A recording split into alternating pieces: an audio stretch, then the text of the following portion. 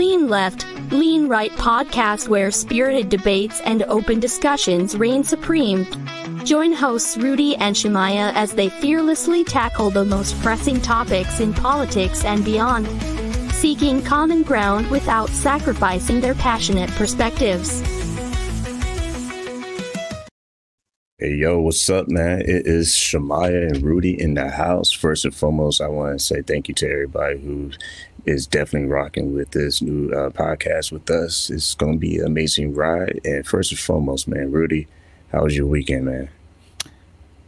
It depends if I win on my fantasy football. I'll be able to tell you. But right now, it's not looking very good. Man, I mean, last week when we talked about the sovereign citizen, my God, that was hilarious. And you sent me a couple of videos that we're going to be playing shortly. And before we do that, man, let's tell people where they can watch Sweep the League, man. How can people watch your sports show? Yeah, for Sweep the League, just go to YouTube, search at Sweep the League TV, be a subscriber. We're at over 622, I believe, subscribers right now, which pretty amazing. In under 6 months, that's really, really good. So continue the support for Sweep the League, because once you support Sweep the League, you support all the other shows on our network. So yeah, be sure to be a supporter. So, man, we have this first video I'm going to play right now. It is part 2 of the whole conversation of sovereign citizen. It's a guy that got stopped by a cop. So I want you guys are watching kind of save a reaction for this after this. So let's run that. I don't even see anything. I'm a traveler, not a driver. I understand you're not a traveler, but I'm talking to the female driver. She's a traveler too. She doesn't need any identification. License. If the state converts a liberty into a privilege, the citizen can engage with the right with impunity. Driver license is a privilege. Okay, I still need to see the driver. No. I have a drug trafficking infraction. No, you don't. It's pulling us over, and we don't have a crime. You don't have a corpus delicti. You didn't kill anybody. So you're out of your jurisdiction, and you're finna lose your job. Do you have an ID?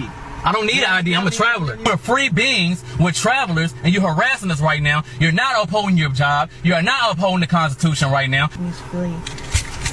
Pray, because he's not going to understand what we're saying. Right now. Father, we're praying to you right now.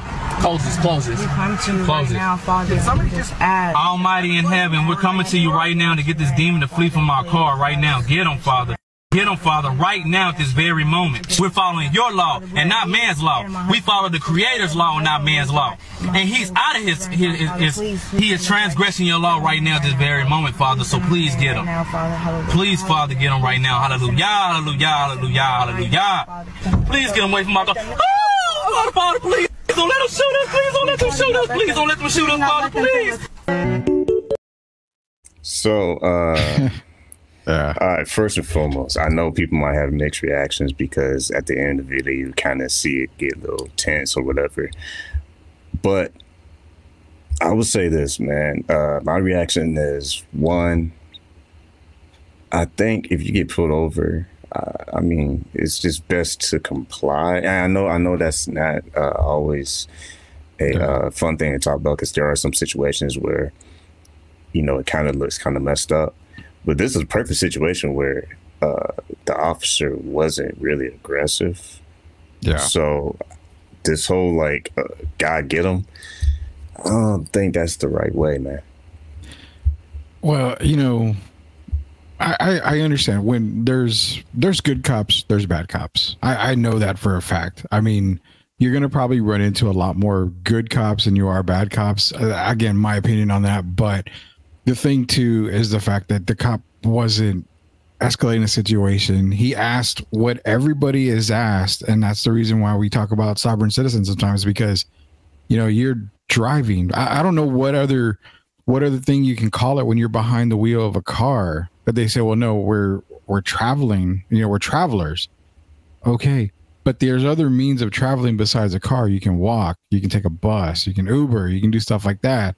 But if you're literally behind the wheel, you're driving. So when he asked for a driver's license, he said you don't need one. That's kind of, yeah, that's a red flag. Well, I don't need a driver's license. Okay. People don't understand too, is that, again, I'm the political idiot, Rudy Campos, as you can tell. I don't know a whole lot about politics, but people don't understand too the fact that, Shemaiah, if you don't have a license and you're, hey, I don't have a license, I'm sorry, it's suspended. Yeah. Majority of the time, if I'm not mistaken, you kind of just get a ticket. and they say, you know, unless you're like suspended for 5 years and you know all this other, but I mean, they usually give you a ticket and they're pretty cool about it. It's like, you know what, go get your license, go to court, pay the fine. Yeah. Okay, we understand. The worst they can do is say, we're not going to let you drive right now. When we come get somebody to pick up the car, yada, yada.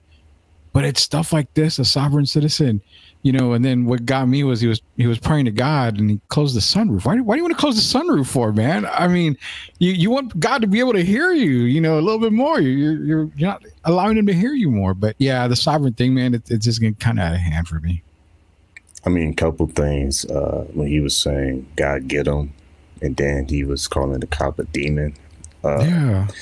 First and foremost, disclaimer. I know there are situations out there where it kind of makes you question, okay, are they being more aggressive? It's just way too much. This was a perfect example that all he had to really do was like answer questions. It wasn't like the guy was banging on his window. Like we've seen some videos out there where it's kind of like, whoa, that's a bit much. But this is a perfect example of, I think at the very end got kind of tense, but maybe that was because the officer was tired. Like he was like, okay, enough. Like we're gonna have to make this happen. Now, disclaimer again, I got real fast, I'll let you have it. I'm not saying that was like the right thing to do, but you know, like who started it? I mean, who's making it worse? Was the officer making it worse or he was making it worse?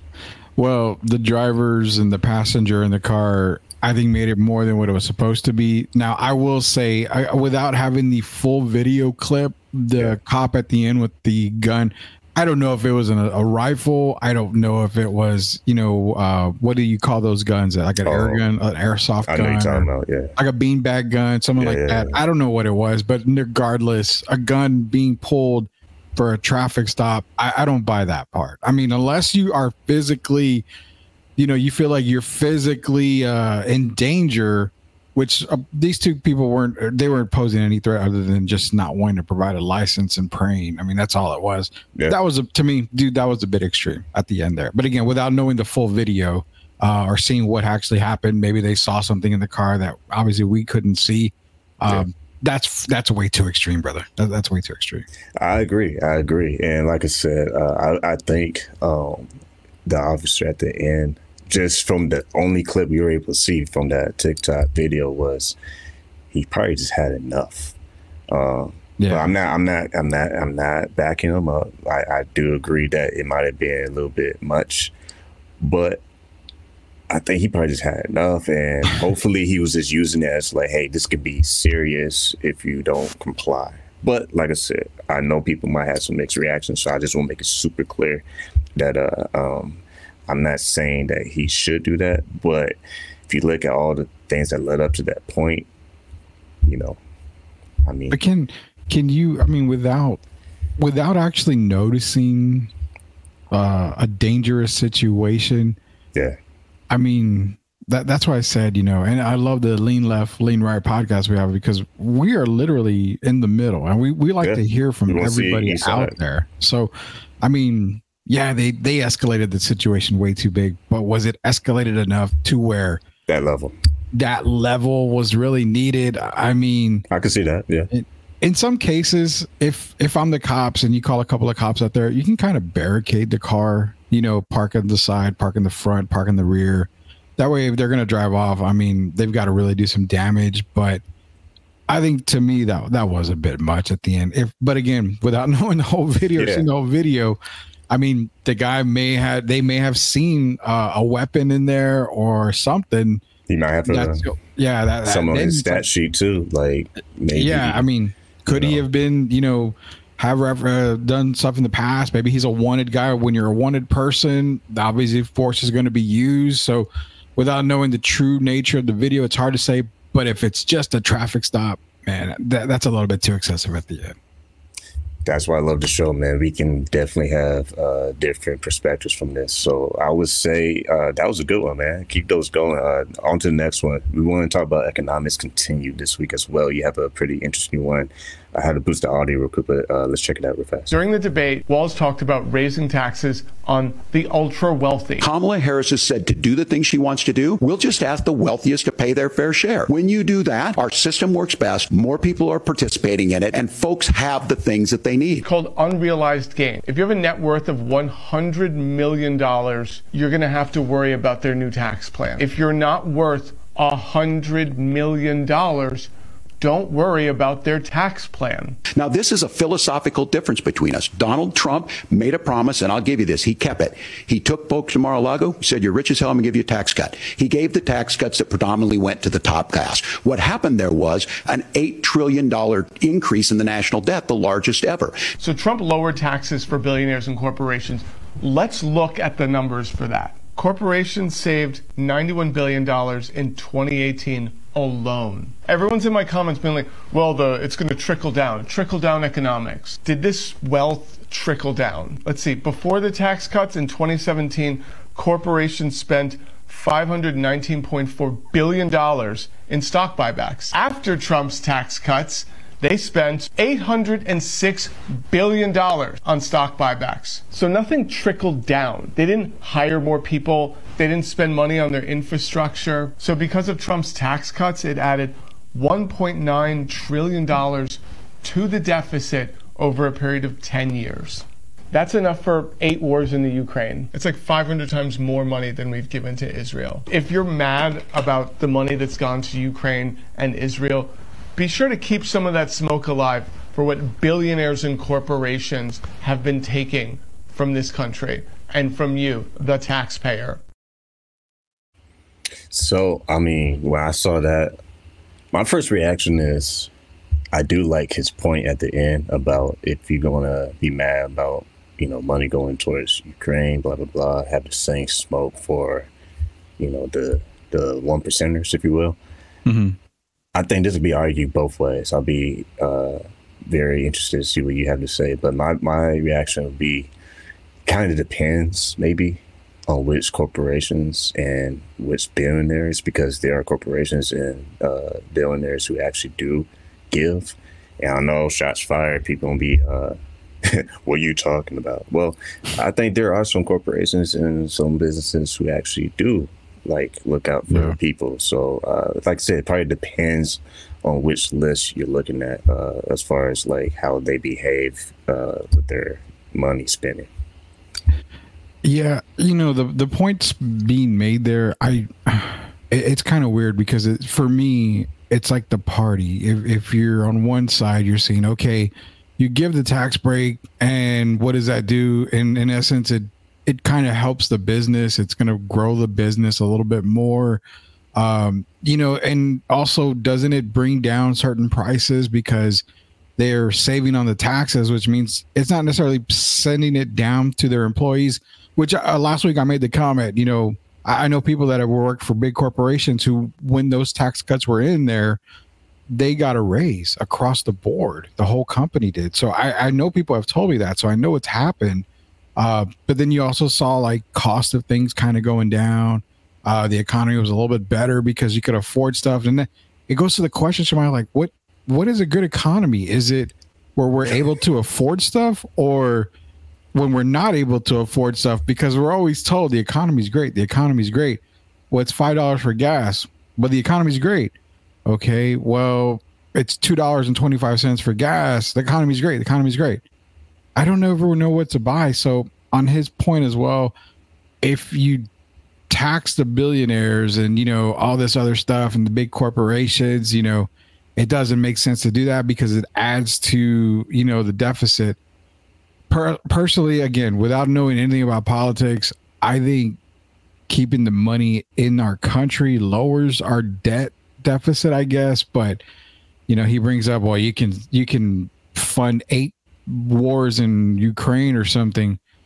I never understood the funding of other wars in other countries. That I don't know if it benefits us. I really don't. I mean, it helps in a sense because we make a lot of the weapons and all that stuff. We can sell it to them, but do we really sell it to them? I don't know. But economic wise, man, do we really know when we're in a good economy or not?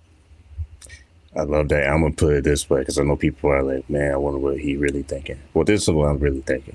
Just like I said earlier, yeah, I think it really depends on what perspective you look from. Because yes, if you look at, let's build an economy that benefits all, right? The middle class. Let's make sure that we do that. Well, disclaimer: I'm not no politician. I'm not no expert on politics. But here's my 2 cents. If you look at the whole argument that corporations, if they can get a break, right, on some tax cuts, whatever, maybe that's passed down to the consumer and prices don't get jacked up. Maybe that's a possible argument. Well, if you're all about, well, let's make it fair for everybody, have the rich people pay their fair share. Okay, I love that idea, but once again, there's probably good and the bad on this side, and then there's probably bad and the good on this side. So maybe there's more ways to take a little bit from that side and a little bit from that other side and have a fair, common, like, minimum, maybe. Like, okay, we're willing to do this, or we're willing to do that. And that way, there's responsibility on both sides. Because sometimes people make the arguments and one side has all the responsibility while the other side is like a free ride. And I say that, whoa, somebody's going to be like, what are you trying to say there? I'm just saying, I think responsibility on both sides, right? Yeah. Is important. So. Like, prices going super high. I'm not an expert in economics, but that will hurt middle class, period.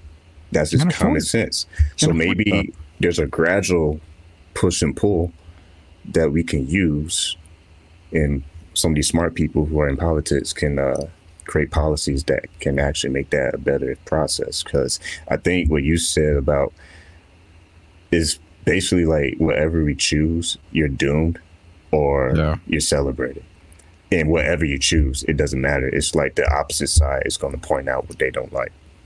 Yeah, I mean, I'll just flat out say it. I mean, the middle class, which is pretty much predominantly America, we're all pretty much middle class. We don't, a lot of us don't make millions of dollars or hundreds and hundreds and hundreds of thousands of dollars, but yeah, we're not, and I say this in a very respectful way, we're not poor enough to be able to get assistance. We're just right in the middle. So I think we feel it the most because you raise taxes, you raise the price of stuff. We limit ourselves on what we can buy. And that, honestly, I felt, in my opinion, that I've had more money in my pocket during the Trump, presidency. I had a little more money in my pocket, and then I felt it. Now, if that meant that, the deficit went up and this and that happened, well, okay. I mean, that's okay. But think about it, man. Think about it. We take turns, man. Yeah. I mean, then if you go, well, now I don't have very much in my pocket, well, I have to buy less. But so it's perfect for both of them to argue about it, right? Because now it's a contest. I said it last week. It's literally a contest now. Yeah. It's funny that you said that because I got 2 videos I want to play each week. Is always for balance, one from Harris, TikTok, and one for Trump. And it's economics continues. So let's run through this real fast. Here's Harris first. As someone who's broke a ton of barriers throughout your journey, and your journey is continuing to elevate, what does it mean to you to be the first woman president, but the first Black woman as president? Well, not there yet, knock wood. My mother had many sayings, and one of them is she would say to me, Kamala, you may be the first to do many things, make sure you're not the last. And I take that so very seriously. I've had the good fortune to mentor a lot of people along the way, including to this day. For me, it's about, one, understanding the shoulders I stand on. We talk about a Shirley Chisholm, and then so many people who are alive who have mentored me and helped me up. And I feel so strongly that, each one pull one. You got to leave that door open more than it was when you walked in. And That's what it means to me. I feel a great sense of responsibility.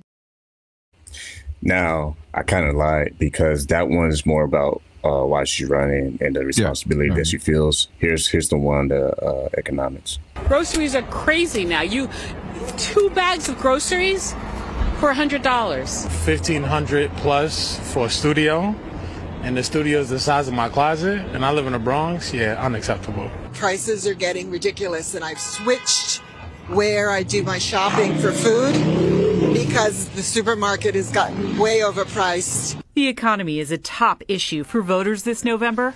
Vice President Kamala Harris and former President Donald Trump are trying to appeal to Americans with very different plans. When it comes to the election, I think overall will be the economic policies, pocketbook issues, and, can you pay for the rent? Can you pay for your car payments? Is gasoline too high?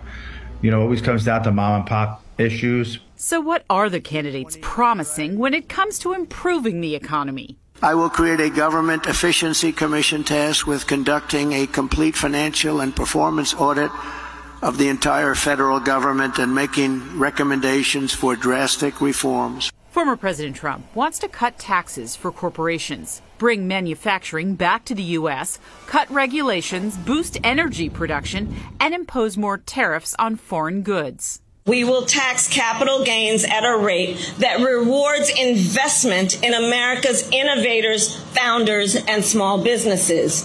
So here's the detail. If you earn $1 million a year or more, the tax rate on your long-term capital gains will be 28% under my plan. Vice President Harris believes big corporations and the wealthy should pay more. She wants to give tax breaks to small businesses and entrepreneurs, including expanding the child tax credit to provide a $6,000 tax cut to families with newborn children.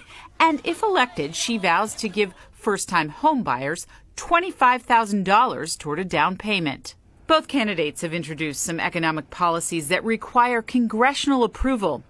That means just winning the election will not be enough for the next president to keep his or her promises when it comes to improving the economy. One thing is certain, the economy is an issue voters will be weighing when deciding who to send to the White House. Is this an issue? So, I know that was a little long, but that's the one I wanted to run because I think that's a good job showing, like we're doing right now, what does Harris want to do for the economy and for Americans? What does Trump want to do for the economy and for Americans? Yeah. I think that's really good because there's probably good stuff you can take from Harris that a lot of people will like. But there's also probably some things that Trump is saying that's not a bad idea either. Yeah. They, I agree with them on the sense that this election is going to go more towards economy. We felt it. Is there a common ground where, the rich are okay, the middle class are okay, and the poor are okay? I don't know. I mean, and another question I ask is, what do you consider a poor person? I mean, don't make $1 million. Yeah. I mean, I can honestly say, I have family members. No, I have family members that are, they've got a home, they've got a car, they've got income, but they don't have enough income to live sometimes, like to get certain things. So and then they're considered middle class though. So because they've attempted to get government help and assistance, they can't because they're considered just over the middle class line. But I mean, that's why I'm like, oh, what do you consider that? So economy is going to be huge on this. The one I see Harris's policies and I'm like, okay, we've kind of been dealing with that the past 4 years right now. I've seen Trump's policies and where I made the comment earlier where I felt like I had more money in his policies and in his reign as president. Was that the right thing? I don't know. I mean, I just know I had more money in my pocket. Is that selfish? Probably so, but it was selfish for my family. I don't know where the money came from, tax breaks or whatever, but hey, my checks were looking pretty good. So I know now, stuff goes up. You hear people talking, I'm going to shop at a different store. I've got to go, I can't buy, Coca-Cola. I got to buy, just cola, basically the drink. So you got to go Great Value or something at Walmart. I totally understand that. But what I also know is that in life, you have to make certain sacrifices. And if sacrificing a name brand for a lower end brand is something you got to do, I totally get. I don't know if we're just kind of spoiled because for 4 years we have money, for 4 years we don't have money, for 4 years we have money. We kind of get spoiled on that. But with her policies, the one that I do not agree with, well, actually two.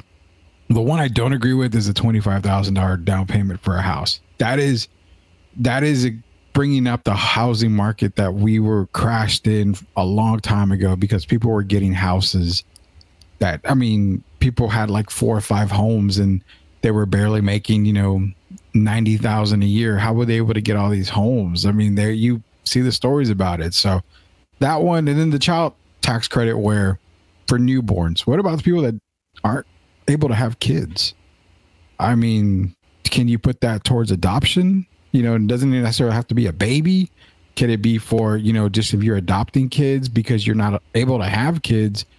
Why not get a bigger tax credit for that? Because you're taking kids off the street and you're helping them, as being a part of a family. So again, I don't know if that's somewhere in the little notes in there somewhere, but those are the two that I took away from it. But economy wise, I mean, 100%, man, this presidential election is going to be based off economy more than anything. Yeah, I would say to answer your question about being right or not, I say it depends on what group of people you're around. Because if you're around certain people, they're going to love it. If you're around other people, they're going to hate it. Mm-hmm. And I think that's the problem with the extreme reaction on whatever you choose. It's like nowadays, if you choose this, all of a sudden, you're the bad guy. Mm-hmm. Whoa, you're the bad guy. And it's like, I want to come from a perspective that there are probably some good things that Harris wants to do that targets the middle class to rise up, right? To have more bang for the buck, maybe. Yeah. But maybe Trump has some things too that are not a actual bad idea. I think there's probably some things you take from his side, some things that you take from her side, and then kind of package it to where it's like, maybe instead of it being absolutes, maybe it's just like we are just having some kind of average middle ground. Like, what is the threshold we want to set to where we might have to kind of take more ideas from this side and then more ideas from that side. And maybe people will not be a fan of me saying that, but I'm trying to keep it neutral. I want y'all to leave your thoughts in the comments. Tell us what you think.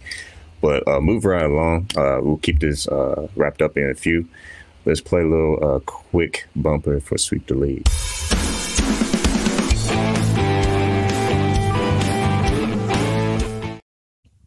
So I have one more video, and people might like it, people might not like it, but it's a Trump video. I'm just going to play it, and I want to get a reaction, and then we'll wrap up the show for today. But here is the last video. Thank you very much. Thank you to Pennsylvania. We love Pennsylvania. And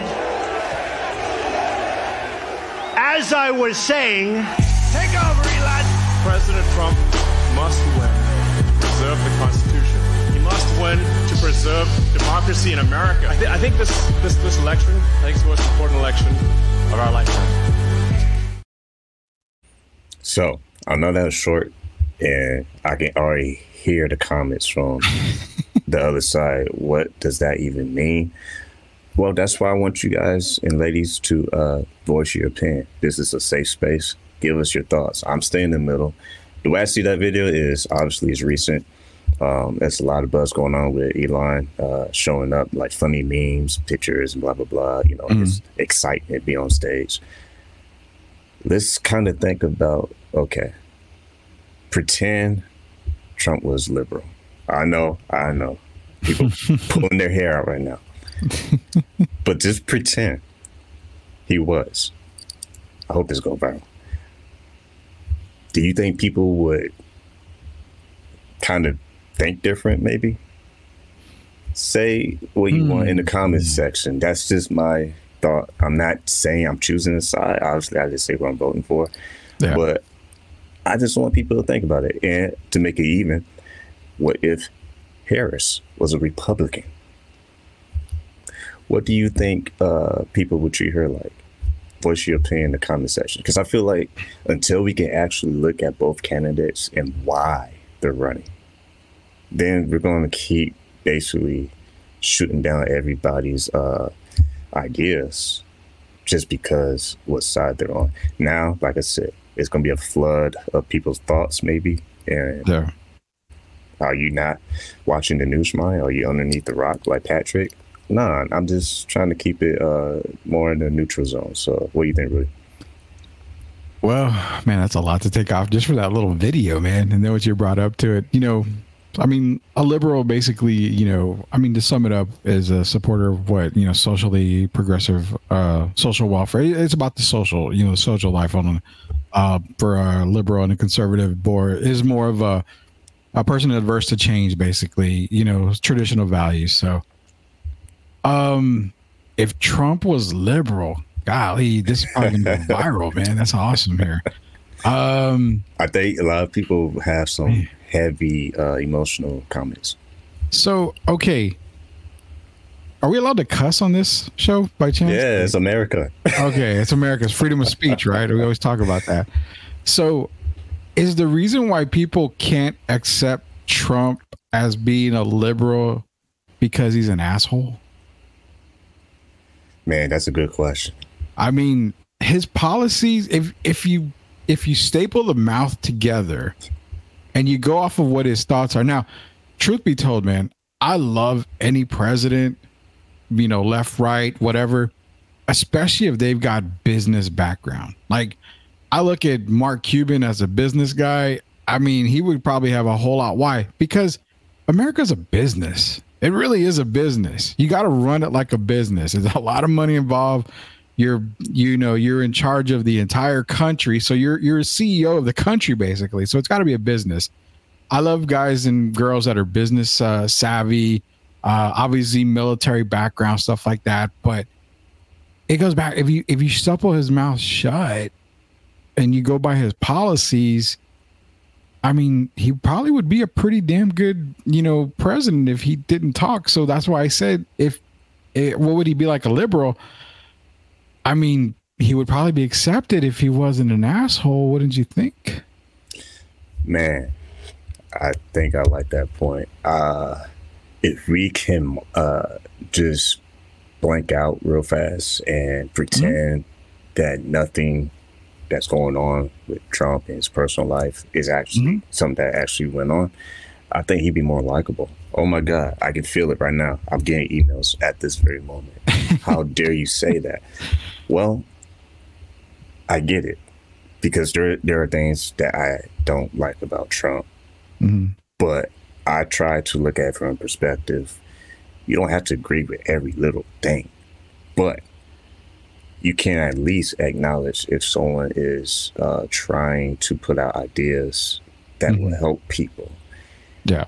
And again, I can feel the heat coming up right now, but I feel that's important to talk about, because we only hear the extreme point of view from this side and the extreme point of view from the other side. But we don't ever really hear about, well, what's actually like good enough for Americans who are actually voting. And by the way, hurry up and get yourself ready to vote, because time is literally running out. You want to be ready, so do it like now, because after this week, you're kind of in the late corner.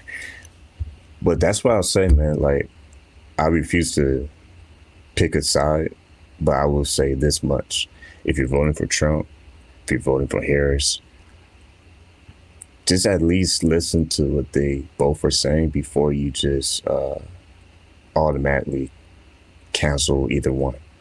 So if you're used to people canceling Harris, maybe just listen to her a little bit more. If you're used to people canceling Trump, maybe listen to him just a little bit more. I know people are like, oh, why are you saying that? Don't you know what he's done and blah, blah, blah, blah, blah. And it's like, all right. It makes sense. Pick up your violin and play your favorite song. But I'm going to say what should be said, and that is, whoever you're voting for, that's your right. So do what you do. But don't bash people just because they have a different point of view. That's not American. All right. Well, and I know that's going to get some heat maybe, but. Yeah. No, I was just going to say, you're bringing up fantastic points, because these two political candidates, these two presidential candidates, let's be real, man. You hear the policies and it's like, wow, they're awesome. Wow, they're awesome. Oh, you know what? She has good ideas. Yeah, that's right. Until they put the policies to the left and right, and in front of you, they bring up, the scandals, the charges, indictments. They bring up her past, who she's been messing around with, supposedly. All of that takes center stage, and it takes away from everything policy wise. Well, I will tell you this: Kamala Harris, President Trump, your vice presidents, Walsh and Vance, Shemaiah Reed, Rudy Campos, we all have a past. We've all done stuff we are not proud of. But why should this person be a bad person because of what happened in the past? If we're talking religious based, you're supposed to forget the past and look at the good of a person. And I think that's what needs to be done. Forget the indictment. You know what? If Trump took $1 billion from his corporation and went and bought whatever, okay, that screws his corporation. Don't make that a political part. Go back to the 4 years he was in office. Did he do a lot of good? He did some good things in his 4 years. He may have done some bad things, but what president has been perfect, Shemaiah? We've never had the perfect president. So Still don't. Forget what everything has happened in the past. Vote for who you feel is going to benefit your country. And if that person doesn't win, then just stop with it and accept it. I'm going to say this. I know we got to wrap up, but this might get some heat, maybe not. But I feel like the left, I can feel it. I can feel the flames. I feel the left is really about emotions. Mm-hmm. How people feel, or people loved, or they cared about, or they, nurtured to a certain degree. And I feel like the right is more about self-responsibility. I can feel the hot flames in the oven. They're more about like, you had to like, just do your role, do your part, like everything else will kind of come together naturally. Because if we can look in the mirror and say, hey, I got to get my A up and go to work and do my part. I feel like, liberals do that. But I'm just saying, like, they're more about like making sure everybody feels okay, everybody feels accepted, and that's fine. That's nothing wrong with that. I feel like if you take a little bit of that spice and a little bit of the other spice on the Republican side, there could be a nice little mix, and that's the way I want to put it. Just to wrap up today's show. Yeah, 100%, man. I know we're gonna wrap up right now, but I want to make a disclaimer before we wrap it up. You've got Fox News, you've got CNN, you've got all these people. Let's not beat around the bush. Those people are guiding you to vote one way. Well, the one thing about, podcasts like this, Shemaiah and I are not paid by the Republicans. We're not paid by the Democrats. We're not paid media guys. That's why it's strictly down the middle. So when you vote, don't vote based off of what channel you're watching. Do the research, and do the research really well. Both candidates have great ideas. Just vote with your heart. If you feel this person is good, regardless if he's an asshole, or if you feel this person is good, regardless of, she may not know economics, is what people say. You know what? They don't run the country by themselves. They have a whole cabinet that actually help them run it, and a whole Senate and House. So vote for with your heart. That's all I got to say on that, man. All right, man. Well, we did it again. Till next time, we'll see you next week. But make sure you kind of let us know your thoughts in the comment section. We had a couple comments last week. A friend of mine, she actually is a good friend of mine, and we're going to try to get her on later this month whenever, that time allows. But again, we'd love to hear your feedback, whether you shoot me an email or go on focusradio.com or hit up Rudy at Sweep the League on Twitter, X. Just let us know what you think, man. And if you have something you want to express, go ahead, share it. But until next time, y'all have a good one, man. Peace out.